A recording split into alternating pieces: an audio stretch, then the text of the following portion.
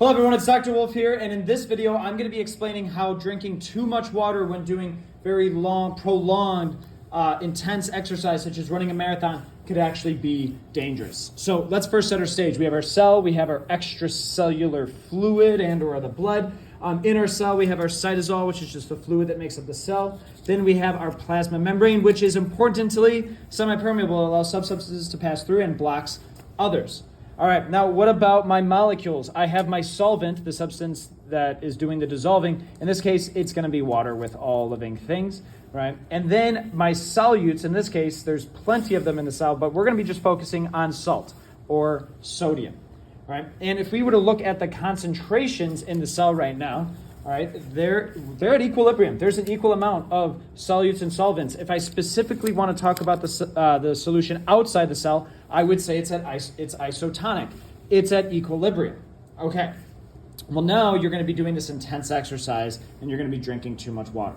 All right. Now, this is a small thing that you don't necessarily need to include in your video, but when you do exercise, you're sweating, right? And sweat's salty, which means that your body's actually losing salt. So I'm going to take out some salt from both places. However, this is important to keep in mind is that your cells also they're not just made up of like salt and water. There's other solutes in here that can't leave the cell that are going to stay in here. So I'm going to represent that by just adding another salt molecule here, but you're taking away salt from your blood too as you're sweating.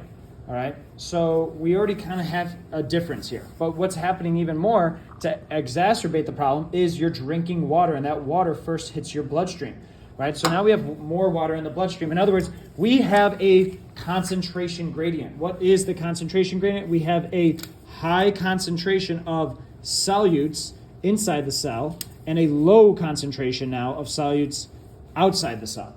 Now, which way does sodium want to move in this case? It wants to diffuse from a high concentration to a low concentration, down its concentration gradient. However, its size is not really necessarily an issue.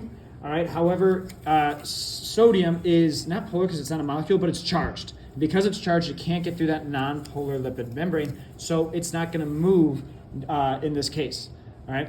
However, we could also look at our water.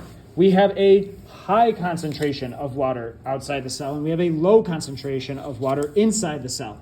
All right. Now, water is polar, so it kind of doesn't make it super easy for it to pass through the membrane, but it's super small, so it can pass through the membrane. Plus, there's aquaporins that allow it to move pretty quickly as well. All right. So then, water is going to diffuse. Before I get to that, let's talk about, yes, we have a concentration gradient, but if I were to specifically talk about the solution outside the cell, I would say it's hypotonic, which means that there is just less solutes, all right, in the solution outside the cell compared to inside the cell. So water is going to diffuse from a high concentration to a low concentration down its concentration gradient. All right, this requires no energy of the cell. Right? Water's just doing this because nature wants to be chill. It wants to go from a high to low concentration. Right? Now, specifically because it's the diffusion of water, this is called osmosis.